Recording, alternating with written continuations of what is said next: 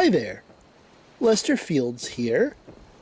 The beta has ended and Fallout 76 is just a couple of days away at the time I'm uploading this video. And there are a couple of issues across all platforms that seem to be most prominent, and I wanted to talk about them here.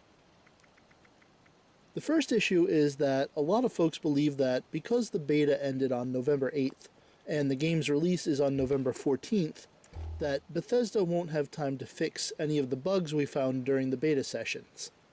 And that couldn't be further from the truth. While it's true that Bethesda has released a statement targeting concerns about specific bugs and giving a timetable for resolutions as being made close to launch or post-launch and in the near future, the statement wasn't intended to address every bug reported. Just shortly after this statement was released, Game Informer cited a report from PlayStation Universe that revealed a very large Day 1 patch for Fallout 76 intended to, quote, address many of the issues players found in the beta phase, unquote. And personally, I can attest to seeing bugs during my first week of beta gameplay that had already been updated by the time the beta ended, such as enemy and player animations and enemies not taking damage in VATS. So yes, there are a number of issues that will be sorted out by this Day 1 update. Secondly, there seems to be some misinformation floating around about the stash size limits as they stand right now.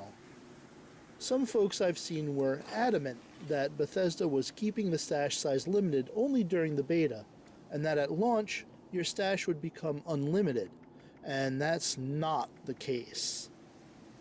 Pete Hines did add to the confusion a little early on when he tweeted that he wasn't aware of any stash limits, a statement he retracted afterward while adding that there are important reasons for the imposed limit and that the team was looking into what could be done. And in Bethesda's statement that I spoke on earlier, they mentioned this issue specifically by saying that they do plan on increasing the 400 weight limit in the future. While this verbiage doesn't make me hopeful that the stash size will be increased at all on day 1, I'm hopeful that they'll get to it sooner rather than later. One word of advice from Lester though, don't expect the stash size to ever become unlimited. I just don't see that happening. And the last thing I want to address is the Atomic Shop. Over the last few sessions of the beta, the Atomic Shop was opened up, allowing players to spend atoms collected for completing in-game achievements for cosmetic items like clothing for their avatars or skins for Camp Workshop items. Things of that nature. 2, starting on day 1, players are supposed to have the chance to use real-life money to buy the items in the Atomic Shop. And I guess this early access has fueled assumptions about the online store, as folks are, again, talking about how microtransactions would make the game pay to win. I had heard these arguments a while ago, not long after the game was presented for the first time at E3. Then this misinformation sort of fell by the wayside until recently.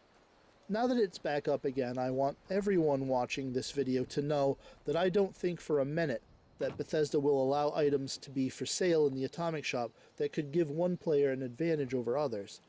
And why don't I think this? Because Bethesda has made it quite clear from early on that Fallout 76's microtransactions will only ever be for cosmetic items. To do anything else, even in the future, would cause the company to lose all credibility with the Fallout fan community.